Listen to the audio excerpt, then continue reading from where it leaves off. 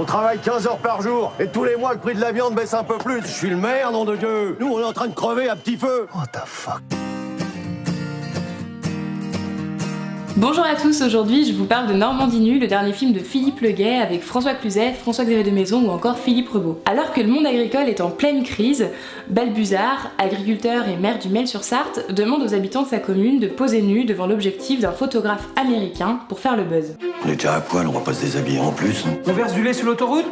Non, mais ce qu'il faut, c'est, je sais pas, proposer quelque chose de différent, frapper les esprits, quoi. J'ai hésité à vous parler de ce film puisque j'avais peur de pas être assez objective. En fait, le tournage s'est déroulé à côté de là où j'habitais l'année dernière. J'ai d'ailleurs rencontré plusieurs fois Philippe Le Guay et discuté avec François Cluzet et Philippe Rebaud. Et j'ai eu aussi l'immense chance de rencontrer en fait les figurants sur le tournage qui ne sont autres que des agriculteurs en fait du coin.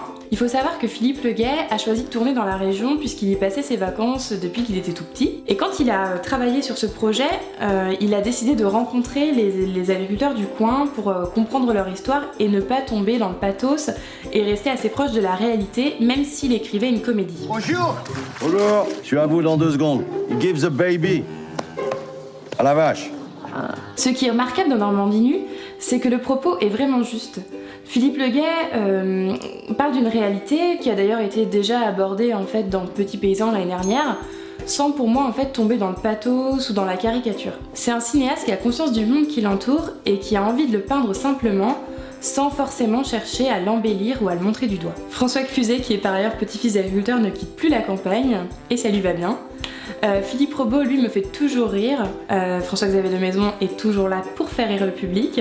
Les paysans, c'est la plaie de la nature, on devrait leur interdire de vivre à la campagne. Je dirais au niveau des acteurs, je mettrais une mention particulière pour Grégory Gadebois, qui joue un boucher très jaloux. Je trouve qu'il est juste trop attachant, trop drôle. Et c'est un personnage que j'ai beaucoup aimé, peut-être mon préféré du film même. J'ai été touchée par la simplicité et la vérité de Normandie nue.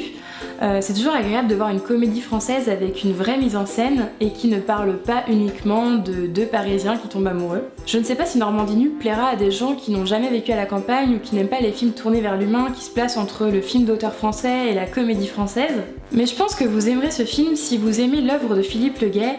Je pense notamment à Floride avec Jean Rochefort, ou encore si vous aimez les films de Jean-Pierre Améris, je vais en citer un, c'était Marie Heurtin. Et voilà, ma mini-critique de Normandie nue est terminée, j'espère que vous l'aurez apprécié. En tout cas, n'hésitez pas à me dire en commentaire si vous avez aimé ou non ce film, à mettre un pouce en l'air et à vous abonner à ma chaîne. À bientôt!